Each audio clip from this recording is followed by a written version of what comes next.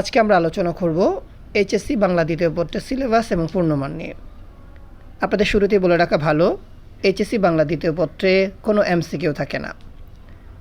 মোট 100 নম্বর সিলেবাসকে ব্যাকরণে 30 এবং নির্মিতি 70-এ বিভক্ত করা হয়েছে। ব্যাকরণ থেকে মোট 6টি প্রশ্নের উত্তর করা লাগে। এর ক নাম্বারে থাকে হচ্ছে উচ্চারণ ভিত্তিক প্রশ্ন। প্রতিটি পোস্টেরই আবার 2টি করে অপশান থাকে, ক অথবা খ।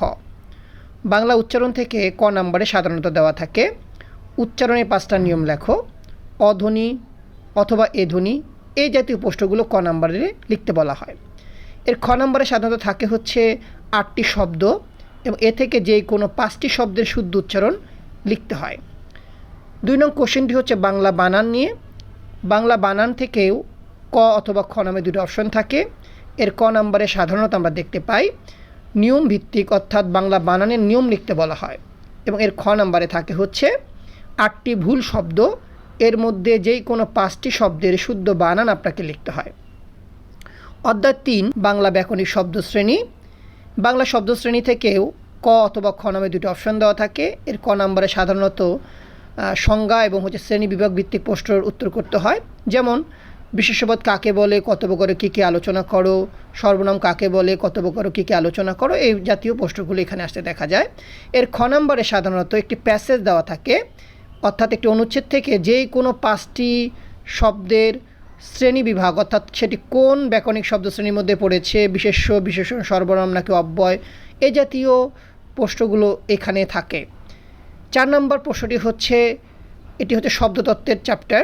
এখান থেকে সাধারণত ক অথবা খ নামক যে 2টি অংশ থাকে, তার মধ্যে ক নাম্বারে সমাস থাকলে খ নাম্বার উপসর্গ থাকবে, ক নাম্বার উপসর্গ থাকলে খ নাম্বারে সমাস থাকবে। মাঝে মাঝে এখানে প্রকৃতি প্রত্যয় থেকে প্রশ্ন আসতে দেখা যায়। সমাস থেকে সাধারণত ব্যাসবাক্য সহ সমাসের নাম লিখতে বলা হয় এবং উপসর্গ থেকে উপসর্গের অর্থবাচকতা নেই কিন্তু অর্থ দ্বৈতকতা আছে, উপসর্গের প্রয়োজনীয়তা আলোচনা করো, এই জাতীয় প্রশ্নগুলো এখান থেকে আসতে দেখা যায়। অধ্যায় 5, এই অধ্যায়টির নাম হচ্ছে বাক্যতত্ত্ব। এখানে বাক্য রিলেটেড যে প্রশ্নগুলো সেগুলো এখানে আসতে দেখা যায়। ক নাম্বারে সাধারণত বাক্য কাকে বলে, একটি সার্থক বাক্যের কয়টি শর্ত বা গুণ থাকে আলোচনা করো, অথবা গঠন অনুসারে বাক্য কত প্রকার কী কী আলোচনা করো, অর্থ অনুসারে বাক্য কত প্রকার কী কী আলোচনা করো, এই জাতীয় প্রশ্নগুলো ক নাম্বারে আসতে দেখা যায়। এর খ নাম্বারে সাধারণত বাক্য রূপান্তর করতে বলা হয়।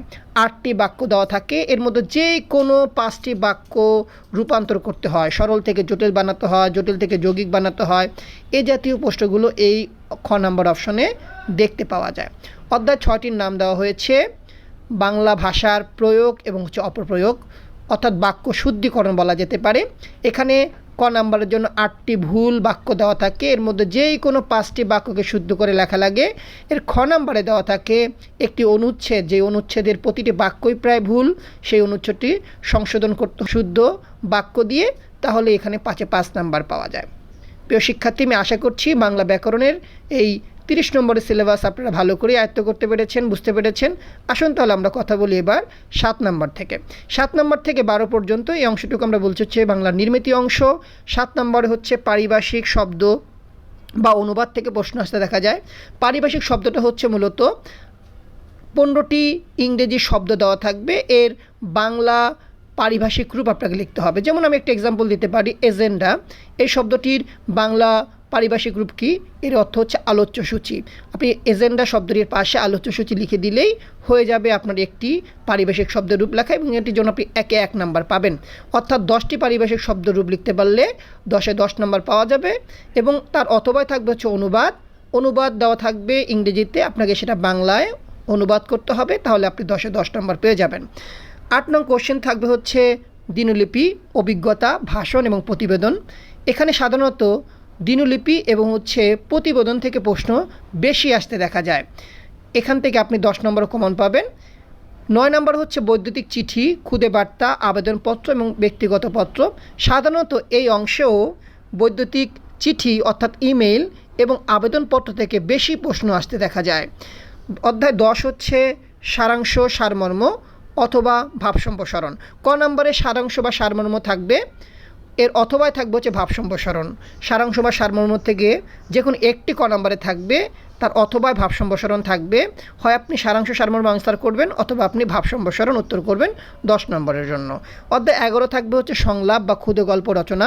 সংলাপ হচ্ছে ডায়ালগ। কোনো একটি বিষয়ের উপরে দুই বন্ধুর মধ্যে সংলাপ হতে পারে, ছাত্র শিক্ষকের মধ্যে সংলাপ হতে পারে, হ্যাঁ, এই জাতীয় বিষয়গুলো এখানে উল্লেখ থাকে। ক্ষুদে গল্প হচ্ছে একটি গল্পের কিছু অংশ লিখে দেওয়া থাকবে অথবা কখনো নাও থাকবে, অন্তত শিরোনাম দেওয়া থাকবে, সেই আলোকে আপনাকে একটি গল্প রচনা করতে হবে, তাহলে আপনি 10-এ 10 নাম্বার পেতে পারেন। অধ্যায় 12 হচ্ছে প্রবন্ধ রচনা। এই প্রবন্ধ রচনা হচ্ছে মোট 5টি প্রবন্ধ দেওয়া থাকবে, এর মধ্যে যেই কোনো একটি বিষয়ের উপরে প্রবন্ধ আপনাকে লিখতে হবে।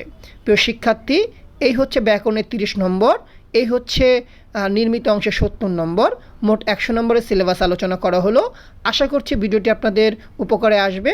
ইনশাল্লাহ পরবর্তী সময় আমরা বাংলা উচ্চারণ থেকে কোন প্রশ্নগুলো পড়া লাগবে অর্থাৎ সাজেশন ভিত্তিক আলোচনা করব। আপনারা আমাদের সাথেই যুক্ত থাকবেন। আসসালামু আলাইকুম।